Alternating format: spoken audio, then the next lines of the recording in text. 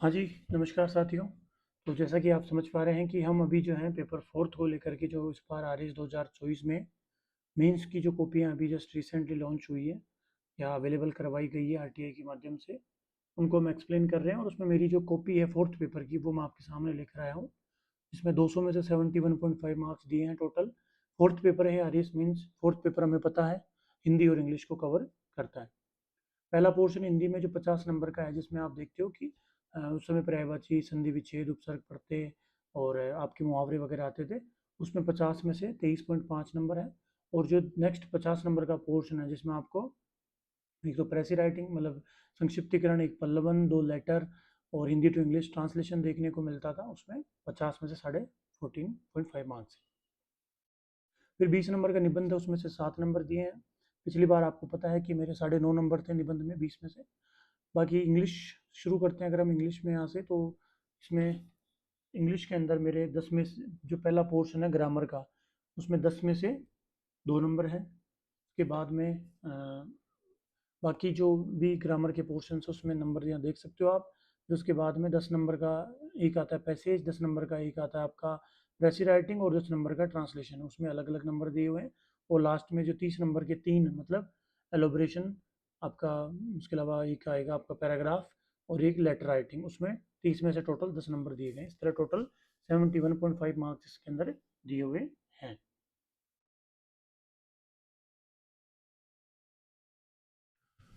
ठीक है, तो अभी हम आगे चलते हैं। ये आपने देख लिया टोटल 200 का, 200 में से 71.5 मार्क्स इसमें मिले। यहाँ फिर अब पेज मिलता है, उसमें मैंने कुछ, क्योंकि बहुत ज़्यादा कन्फ्यूज़न होता है एग्ज़ाम के बीच में कौन सा वर्ड क्या है क्या नहीं, तो थोड़ा बहुत उसको प्रैक्टिस किया था। ये श्रीमच्चंद्र पितृ तेजनोदित विरहिणी, ये सारे वर्ड्स है ना, कुछ इंग्लिश के वर्ड थे वो मैंने यहाँ पे लिखे। अब यहाँ पे ग्रामर है, आपको पता है कि 2023 और 24 से यही पैटर्न चल रहा है जिसमें आपको हिंदी में संधि के अंदर एक एग्जाम्पल का एक ही क्वेश्चन मिलता था पहले। जैसे यहाँ आ गया कि एक दो नंबर के क्वेश्चन होते थे ना, तो उसमें चार संधि विच्छेद करवाए जाते थे आधे आधे नंबर के, फिर इस तरह चार टोटल 2 नंबर आते थे। बट अब एक एक नंबर का एक संधि विच्छेद इसमें दे दिया गया है। पितृोपदेश, उसके अलावा ये सच्चास्त्र, उसके अलावा ये आपका कुशाग्र और ये विद्युत लता। ठीक है, चारों सही है। उसके बाद में फिर ये चार हो गए, तो 4 नंबर के हो गए संधि विच्छेद। फिर यहाँ से उपसर्ग हैं, देख सकते हो आप, वही 4 नंबर के उपसर्ग है एक एक नंबर के। प्राक से प्रागैतिहासिक और प्राकलन, उसके अलावा अन से अनदेखा, अनजान और अन्न खाया, एक्स्ट्रा याद था तो लिख दिया, ठीक है, एक नंबर। उसके बाद में यहाँ पर आप देख सकते हो अमा, अमात्य, एक नंबर। और परिधि, यहाँ पर तो उपसर्ग से शब्द बनाने थे, यहाँ पर जो उपसर्ग बना हुआ है उससे उपसर्ग, शब्द से उपसर्ग निकालना था। फिर ये वही 4 नंबर के प्रत्यय आ जाएंगे, तो प्रत्यय के योग से दो शब्द बनाने हैं, आवट, आवट लिखावट और सजावट। उसके अलावा आकू, लड़ाकू, पढ़ाकू जो भी है। उसके अलावा दो शब्द दिए ग्रामीण और आपका ये तटेत, इसको अलग करना है। ये देखो पहली बार ऐसा हुआ है मेरे प्रत्यय के, जो प्रत्यय में 4 में से 4 नंबर है मेरे, वरना ये जो प्रत्यय बनाने होते हैं ना, दो शब्द दिए जाते थे, जैसे इसमें आवट है इसमें आपको, मेरे कभी भी सही नहीं होते, मुझे याद ही नहीं आते थे, मतलब भूल जाता था। उसके बाद में फिर पर्यायवाची धनुष, कोदंड और बाण, हालांकि बाण गलत है इसलिए इसने एक नंबर काटा है। और पर्यायवाची पंख, पंख पखेर उड़ गए, तो वैसा मैंने इस तरह बनाया था बट वो गलत था, ठीक है। बाद में दो पर्यायवाची दस्यु, डाकू, चोर, लुटेरा। दो पर्यायवाची दस्यु, दस्यु के तो डाकू, चोर, लुटेरा सही है। अब इसने किस तरह काटे हैं, आधा नंबर वो पता नहीं।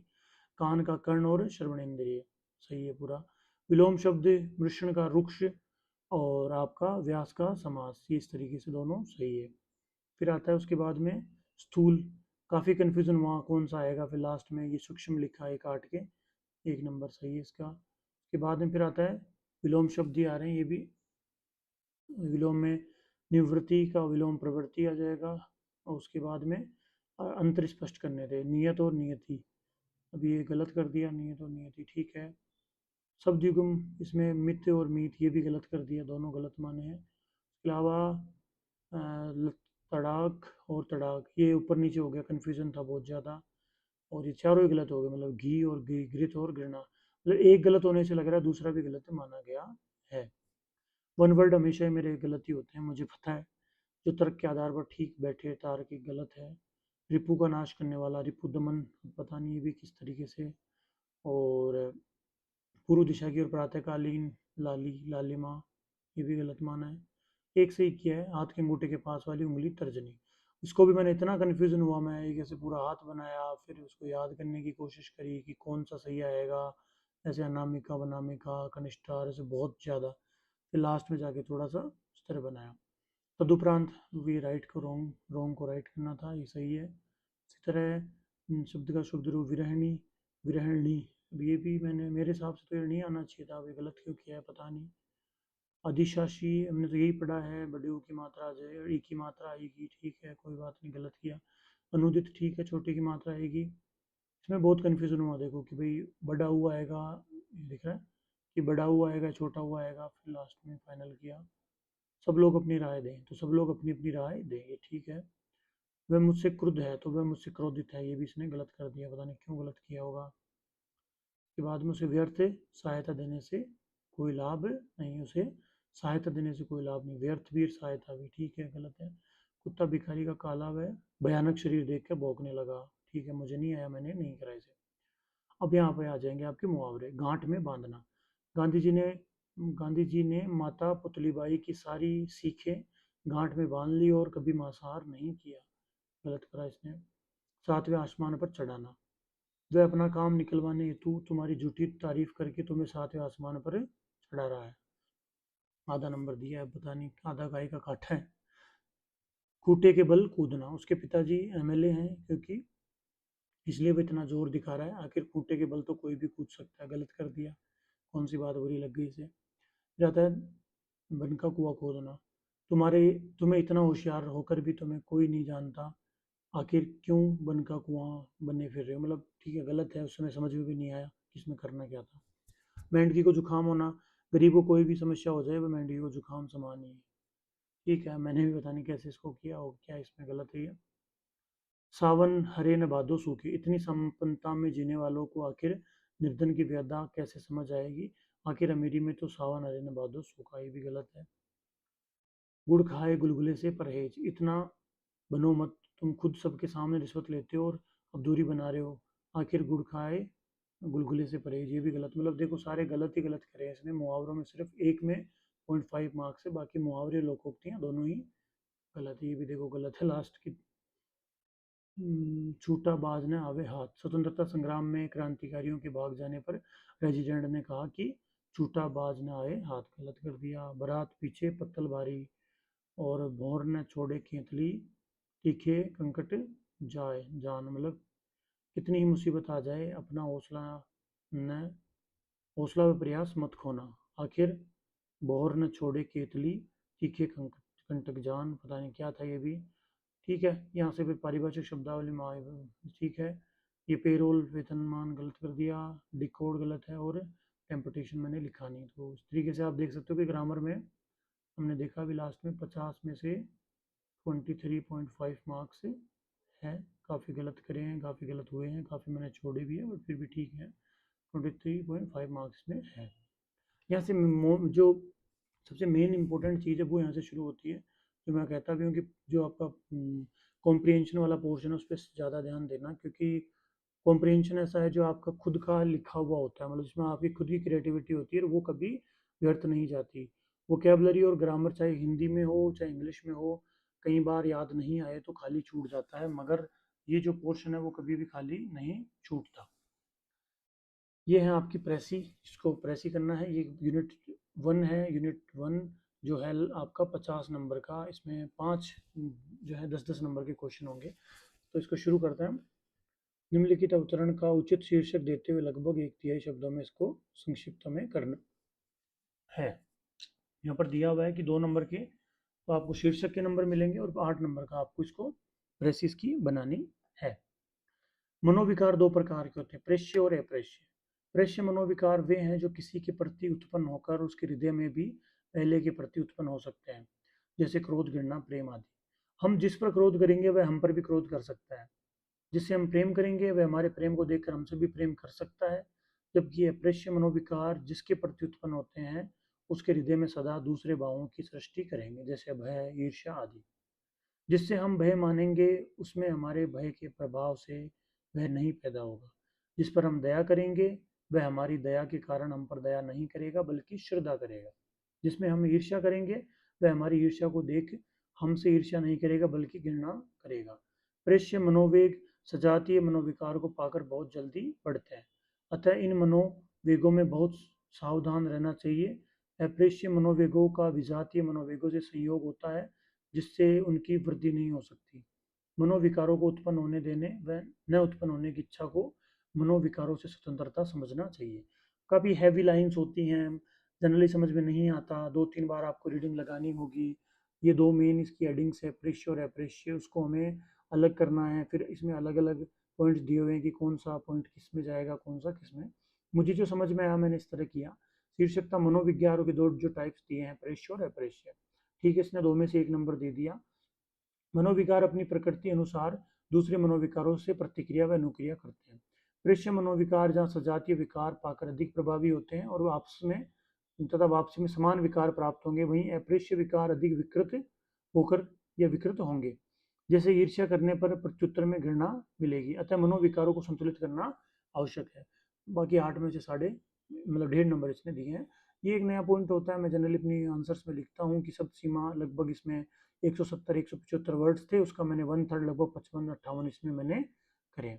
यहाँ पर जो अंडरलाइंस है ये जनरली गलत जो होता है उसके लिए मानी गई है कि जो पॉइंट इसको गलत लगता है वहाँ पर अंडरलाइन गलत की जाती है। यहाँ आप देख सकते हो कि ये जो होकर है, यहाँ मैं जूम करता हूँ, ये मैंने विकृत होंगे करना था बट मैंने होकर लिख दिया, बट फिर भी मैंने उसको एक बार ही कट किया। तो मैं यही कहूँगा कि अपनी कॉपी को साफ सुथरा रखना है। ये देखो प्रतिक्रिया लिखना था, प्रक्रिया आ गया क्री, मैंने इसको पूरा गलत नहीं करा, बीच में से काटा है क्योंकि कॉपी साफ रहनी चाहिए, मेन चीज़ हुआ। तो ये आपका प्रेस ही हुआ, आपने देख लिया 10 में से इसमें अलग अलग नंबर जो हमने देखे हैं। जी, अब उसके बाद में दूसरा है आपका भाव विस्तार एलोबरेशन जिसको इंग्लिश में कहते हैं। पॉइंट था हमारे पास समय ही सबसे बड़ा धन है, कि भाई जो हमारा टाइम है वो अपने आप में सबसे बड़ा हमारे लिए सेट होता है। तो इसी को लेकर के हमें एलोबरेट करना था। अब भाई मैंने तो जो हम जनरली बचपन से सुनते आ रहे हैं कुछ दोहे हैं वो मैंने सबसे पहले इसमें लिखे। आछे दिन पाछे गए हरी से करियो न हेत, अब पछताए होत क्या जब चिड़िया चुग गई खेत। अब हरी से करियो न हेत, हो सकता है इस पॉइंट के हिसाब से उसने गलत करा हो, क्योंकि सवाल यहाँ समय का है और मैंने हरी मतलब भगवान का थोड़ा मैं रेफरेंस दे दिया, तो हो सकता है इसलिए। अगर मैं इतना भी लिखता पछताए होत क्या चिड़िया चुग गई खेत तो शायद उनको सही लगता। पर ठीक है, मैं थोड़ा तैयार रहता हूँ इन चीज़ों के लिए हमेशा ही। तो मैंने यहाँ पर उसेन बोल्ट को मेंशन किया। उसेन बोल्ट को अपने ही रिकॉर्ड को तोड़ने से लेकर जैस्मिन पेरी द्वारा ये एक बारले मैराथन होती है उसको जीतने के प्रत्येक क्षण में समय का मूल्य और उसकी महत्ता परिलक्षित होती है। बचपन से सदैव समय रूपी धन के संचय की सीख पाने वाला मानव समय के असली मूल्य को समझकर कामयाब ही होता है। मतलब उस समय करंट अफेयर में थे जैस्मिन पेरी वगैरह, तो मैंने उस हिसाब से न्यूज़पेपर से इनको अटैच किया।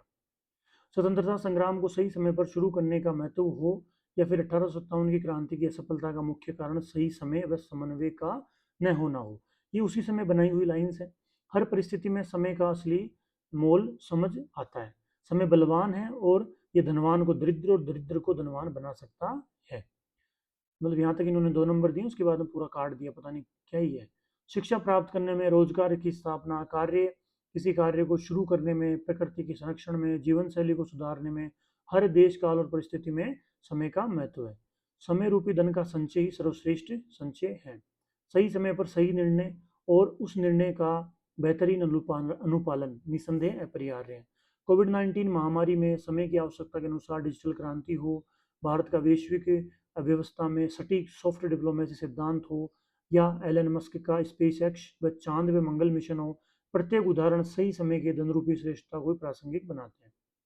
समय बीतने के बाद व्यक्ति अपनी क्षमता व कौशल को भी नष्ट कर लेता है और अपनी अनन्य मानवीय क्षमताओं को खत्म कर देता है। अतः व्यक्ति विशेष को सदैव समय का सदुपयोग सम्मान करना चाहिए। अब ये पता नहीं लास्ट में उन्होंने क्यों काटा है, बाकी यहाँ तक उसने 2 नंबर दिए थे, अगर कंटिन्यूस चलता तो 4-5 नंबर इसमें दे देता। इस तरह मतलब ये एलोबरेशन है, आप देख सकते हो कि मैंने इसको थोड़ा स्पेस देके दोनों साइड यहाँ पर एक कोटेशन से शुरू किया, फिर रियल लाइफ के कुछ एग्जांपल्स लिए अच्छे अच्छे। आपको पता होगा कि निबंध की बुक मैं तैयार कर ही रहा हूँ, उस बुक में भी आप देखोगे मैंने इसी तरह काफ़ी फॉर्मेट्स यूज़ करें। तो उसेन बोल्ट जैसे कुछ एग्जाम्पल है, जैस्मिन ये पेरी हैं, इनके कुछ एग्जाम्पल्स हैं, उनको मैंने शुरू किया। उसके बाद में यहाँ पर भी आप देखोगे कुछ कुछ एग्जाम्पल्स ज़्यादा इसमें डाले गए हैं। फिर यहाँ पर कुछ कंसेप्ट था, और उसके बाद में फिर आप देख सकते हो कि यहाँ पर भी आपके कंसेप्ट हैं, फिर अच्छे अच्छे वर्ड्स दिए हैं इस तरीके से, और लास्ट में ये फिर कंक्लूजन इसका दिया है। इस तरीके से आपको भी अपने जो भी एलाबोरेशंस हैं उसको इस तरह ही तैयार करना है, ताकि आप रियल लाइफ एग्जांपल्स उनमें दे सको, उनमें अच्छा स्पेस दो। और मैं एक चीज़ आपको दिखाऊं जैसे इसमें, तो यहाँ पर आप देख सकते हो कि एक पूरी सिस्टमेटिक शुरुआत है कि ये शुरू से हो गया। अब यहाँ पर मैंने देखो लगभग 2 वर्ड्स की जगह छोड़ी, पैराग्राफ वहाँ पे पूरा हुआ मेन लास्ट में, या फिर पैराग्राफ को 2 वर्ड आगे शुरू किया और वहाँ पे इसको यहाँ पे कंक्लूड किया। सेम यहाँ पर इसमें 2-3 लाइन छोड़ी, मतलब 2-3 वर्ड्स छोड़े, और फिर यहाँ से इसको पैराग्राफ को शुरू किया और यहाँ पर वापस कंक्लूड किया। इस तरीके से आप देख सकते हो यहाँ पर भी इसी एक सेम पॉइंट से इसको शुरू करा मैंने, और यहाँ पर इसको ख़त्म किया, और यहाँ पर फिर से वही सेम पॉइंट पे। मतलब आपका जो पैराग्राफ है, एलोबरेशन है, निबंध ही चाहे क्यों ना हो, इंग्लिश में एलोबरेशन हो और जो भी हो प्रेसी वगैरह, उन सब में कोशिश ये करो कि सिस्टमेटिकली आपके वर्ड्स जो है वो शुरू हो, ठीक है। और पैराग्राफ पे पूरी तरीके से डिनोट हो, अच्छी स्पेस छोड़ के रखा हुआ आपने ना, ऐसे बिल्कुल कचर पचर ना हो वो भी। अभी यहाँ पर अब बात करते हैं लेटर की। डॉक्टर प्रिया रस्तोगी, आचार्य हिंदी विभाग, राजकीय महाविद्यालय जयपुर। उनका स्थानांतरण राजकीय महाविद्यालय उनियारा में किए जाने के संबंध में श्री पवन कुमार आयुक्त, आयुक्तालय कॉलेज शिक्षा जयपुर की ओर से कार्यालय आदेश इनको जारी करना है। इसमें देखो 10 नंबर का क्वेश्चन है ये। अब राजस्थान सरकार, आयुक्तालय कॉलेज शिक्षा जयपुर, और ये जो भी फॉर्मेट था वो ठीक है, उन्होंने टिक किया, सही लगा। विषय डॉक्टर प्रिया रस्तोगी, आचार्य हिंदी विभाग, राजकीय महाविद्यालय जयपुर का स्थानांतरण राजकीय महाविद्यालय उनियारा में किए जाने के संबंध में। अब उपयुक्त विषय अंतर्गत श्रीमती प्रिया रस्तोगी का स्थानांतरण आदेश के तुरंत प्रभावी होने के साथ ही राजकीय महाविद्यालय उनियारा में किया जाता है। और ये थोड़ा सा क्वेश्चन मार्क इन्होंने लगाया, मतलब इनको उन्होंने गलत किया इसको, बाकी फॉर्मेट इसमें पूरा इन्होंने सही किया है। और इस तरीके से बहुत अच्छे नंबर है, 5.5 नंबर फॉर्मेट वगैरह। और यहाँ पर जो भी मैंने प्रतिलिपि भेजी उसके हिसाब से हस्ताक्षर वगैरह करे हैं इन्होंने, और ये आगे इसमें कंक्लूड किया। तो ये हमारा लेटर था, ठीक है। फिर एक दूसरा लेटर है, अमित कुमार मुख्य निर्वाचन अधिकारी राजस्थान, उनकी ओर से जारी की जाने वाली विज्ञप्ति का प्रारूप तैयार करना है, जिसमें चुनाव प्रक्रिया में सतत सुधार हेतु प्रदत्त प्रावधानों के अंतर्गत प्रशासनिक अधिकारियों कर्मचारियों से सहयोग की अपेक्षा की गई हो। अब वही सेम फॉर्मेटिंग राजस्थान सरकार कार्यालय वगैरह, पत्र क्रमांक आ जाएगा, इधर आपका दिनांक आ जाएगा, विज्ञप्ति संख्या मैंने डाल दी, विषय यहाँ पर दे दिया कि चुनाव प्रक्रिया में सुधार हेतु प्रशासन के सहयोग चाहिए, इसलिए। अब यहाँ पर थोड़ा सा किया था कि राजस्थान राज्य निर्वाचन आयोग को प्राप्त संवैधानिक शक्तियों तथा प्राधिकार की अनुपालना में राज्य में समस्त पंचायती राज व नगरीय स्वशासन चुनाव व भारतीय निर्वाचन आयोग के प्राधिकार के अनुपालनार्थ मतदाता नामावलियां पंजीकरण व चुनावी प्रक्रिया में सुधार हेतु राज्य की सभी सेवाओं के प्रशासनिक अधिकारियों कर्मचारियों को चुनाव आयोग के आदेशों निर्देशों व अधिकार पत्रों की अनुपालना करने व सतत चुनावी सुधार में महत्वपूर्ण योगदान हेतु निर्देशित किया जाता है। अभी गलत किस तरह है मैं बताता हूँ आपको। प्रावधान के अंतर्गत प्रशासनिक अधिकारियों कर्मचारी सहयोग की अपेक्षा की गई हो, ठीक है। यहाँ पर नाम मुझे देना चाहिए था शायद, इधर सभी नहीं लिखने हैं, क्योंकि कुछ कुछ सिलेक्टेड ही होते हैं, जैसे आपके बीएलओ वगैरह होते हैं, और आपके जो आर ओ होते हैं, ए आर ओज होते हैं, उन सबको ही मेंशन करना था शायद, इसलिए। और बाकी यहाँ पर सूचना थी प्रतिलिपि विज्ञप्ति में शायद ये नहीं आता, सारा पोर्शन यहीं से गलत कर दिया पूरा। सर 3 नंबर दिए हैं इस लेटर के अंदर, मतलब ठीक है। लेटर के फॉर्मेट्स भी याद रखना ज़रूरी है, मुझे तो बहुत कन्फ्यूजन होता था हमेशा ही। ये तो इसको मैं लास्ट टाइम जाते टाइम पढ़ के गया था, एंट्री से पहले बाहर कॉपी रखी थी वहाँ पर भी, फिर भी गलत हो गया, ठीक है। ये आता है फिर अनुच्छेद, ठीक है। 10 नंबर का है Hindi to English, English to Hindi इसको करना है। The standard of life should be distinguished from the standards of living. It is the former that is fundamental and not the latter. A rise in the standard of living might even lower the standards of life by reducing man's physical, mental, intellectual, and spiritual standards, powers, and potentialities. Hence, the progressive development of nature must be consistent with the rise in the standard in life and not of living. काफ़ी heavy सा दिया हुआ है, जो समझ में आया मैंने बना दिया कि जीवन के मापन को जीवन जीने के मापन से अलग रखना चाहिए।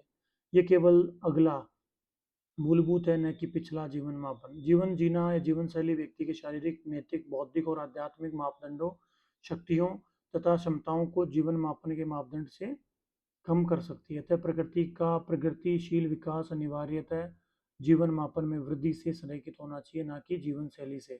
ठीक है, मुझे जैसा समझ आया मैंने वैसा बना दिया, 1.5 नंबर इसमें दिए इन्होंने, बाकी काफ़ी ज़्यादा गोले वगैरह इसमें करे हुए हैं। फिर ये हिंदी का लास्ट पॉइंट है जिसकी हम बात कर रहे हैं। निम्नलिखित में से किसी एक विषय पर निबंध हमें लिखना है, लगभग 250 शब्द में, और अंक है 20 नंबर। राजस्थान में ऊर्जा के गैर परंपरागत स्रोत, वृद्ध जीवन की चुनौतियां और सूचना प्रौद्योगिकी से नीचता का हनन। ये नीचता का हनन वाला पॉइंट तो हम वर्षों से पढ़ते आ रहे हैं। ऊर्जा के गैर परंपरागत स्रोत जो हैं उसका सवाल 2021 के 10 नंबर के ज्योग्राफी के पेपर में आया था। तो मैंने सोचा कि क्यों ना कुछ अलग इसमें लिखा जाए, तो फिर मैंने लिखा वृद्ध जीवन की चुनौतियों पर। थोड़ा बहुत सोचा 1-2 मिनट बैठ के, तो कुछ पॉइंट्स याद आए, उन पॉइंट्स को मेंशन करना इसमें शुरू किया, और वहाँ से हमने ये शुरू किया कि मैंने इस तरह इसको शुरू किया कि अपने दिनों में जो पैर अपने पोतों और पोतियों का कंधे पर बिठाकर मीलों दूर तक चल लेते थे, आज वही कंधे सहारे के मोहताज। अपने दिनों में जो हाथ पहाड़ की छाती चीर सकते थे, जैसे दशरथमान जी, आज वही हाथ बैसाखी के सहारे हैं। आखिर यही व्यक्ति का चरम, और यही व्यक्ति का की जर्जरता है, यही भील का चरम है, और यही भीष्म पितामह का चरम है। इस तरीके से मैंने थोड़ा पॉइंट जोड़ा था, फिर यहाँ से शुरू किया कि मानव जीवन का एकमात्र अटल सत्य है जरा और मरण। इस सत्य को ना राम जुटला सके, ना भीम, ना राजा भोज, ना अर्जुन। वृद्धावस्था भारतीय विधिक मान्यताओं में 60 वर्ष के उपरांत की आयु सीमा है, जहाँ व्यक्ति मानसिक और शारीरिक रूप से कई रोग, दुश्चिंता व असुरक्षा से ग्रस्त होने लगता है। प्रमुख वृद्धावस्था चुनौतियों को निम्नलिखित रूप से रेखांकित किया जा सकता है, जिसमें सबसे पहले शारीरिक चुनौती। इस समय व्यक्ति का शरीर असक्षम होने लगता है, हाथ व पैर जवाब देने लगते हैं, दृष्टि कमजोर होने लगती है, शरीर का बिना सहारे खड़ा रहना मुश्किल हो जाता है, रीढ़ की हड्डी और जोड़ों में रुग्णता एक बड़ा लक्षण बन जाता है, कम सुनना, दांतों का टूटना आदि इसमें शामिल। स्वास्थ्य की कुछ चुनौतियां हैं। विभिन्न प्रकार की बीमारियां इस समय व्यक्ति को घेर लेती है। मस्तिष्क की कार्य प्रणाली शिथिल पड़ जाती है, पार्किंसन और अल्जाइमर रोग मुख्य लक्षण बन जाते हैं। कभी तम छाती चीरने वाला स्वास्थ्य स्वयं दूसरों पर निर्भर हो जाता है। अत्यधिक बुरा वात, पित्त, कफ संतुलन, जुखाम तथा लकवा जैसे स्वास्थ्य चुनौतियां घर करने लगती हैं। फिर कुछ फाइनेंशियल इश्यूज भी होने लगते हैं कि इस समय सेवानिवृत्ति की आयु प्राप्त कर वृद्धजन जो है अपने दैनिक खर्चों के लिए अन्य आय में जीते हैं। दवाई और अन्य मूलभूत सुविधाओं के लिए वे परिवार पर निर्भर होते हैं, परिवार पर एक अकुशल तथा बोझ के रूप में लगने लगते हैं। पारिवारिक चुनौतियां, घटते पारिवारिक मूल्यों तथा सम्मान, करुणा, प्रेम, त्याग, सेवा, अर्पण आदि के कारण तथा एकांकी परिवारों की श्रृंखला ने वृद्धजन को परिवार के आधार कार्ड या परिवार की परिभाषा से ही अलग कर दिया। अपने ही परिवार में किराएदार की तरह रहते हैं तथा पोतों या पोते पोतियों के लिए अंकल या ग्रैंड पा बनकर रह जाते हैं। सामाजिक चुनौतियां, कभी अपने प्रभाव से समाज को दिशा दिखाने वाला व्यक्ति स्वयं दिशाहीन व दरिद्र बन जाता है, वह सामाजिक हीनता का पर्याय बन जाता है, उसके निर्णयों को मात्र एक वाक्य कहकर नकार दिया जाता है। और काफ़ी चुनौतियां उनको महसूस होती हैं, जैसे महिलाओं की दशा इस संदर्भ में अधिक चिंताजनक व दयनीय है।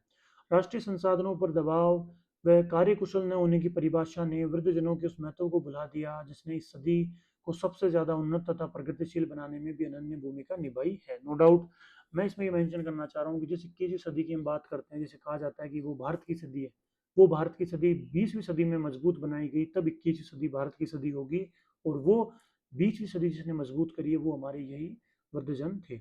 हालांकि संयुक्त राष्ट्र वृद्धावस्था सम्मेलन, विभिन्न अंतर्राष्ट्रीय संगठनों सम्मेलनों, वृद्धावस्था अधिकार सम्मेलन, राष्ट्रीय स्तर पर विभिन्न पेंशन स्वास्थ्य योजनाओं जैसे पीएम वय वंदना, आयुष्मान वय वंदना योजना तथा स्वयंसेवी संगठनों के प्रयासों ने वृद्धावस्था की चुनौतियों को रेखांकित भी किया है। वृद्धावस्था एक बुझते वृद्धावस्था एक बुझते दीप की वह लो है जिसने अपने यौवन काल में संपूर्ण संसार का मार्गदर्शन किया है। इस तरीके से उसने ये 7 नंबर दिए हैं। कुछ जगह थोड़ा गोला भी किया है, बाकी लास्ट में लिखा था मैंने ये, लास्ट में मतलब मैंने इसको इंग्लिश वाला पेपर लिखने के बाद लिखा था, तो टाइम कम था, थोड़ा स्पीड से भी लिखा था, बट फिर भी ठीक है। नंबर हालांकि इतने भी नहीं है, 7 है, पिछली बार 9.5 नंबर थे, बट फिर भी कंपेरेटिवली ठीक है। तो मेरे हिसाब से ये फोर्थ पेपर में जो हिंदी का मेरा पेपर था वो मैंने आपको बताया। हालांकि नंबर काफ़ी कटे भी हैं, और ठीक है गलतियां भी की हैं, इस वजह से नंबर कटे हैं, फिर भी सेटिस्फैक्ट्री हैं।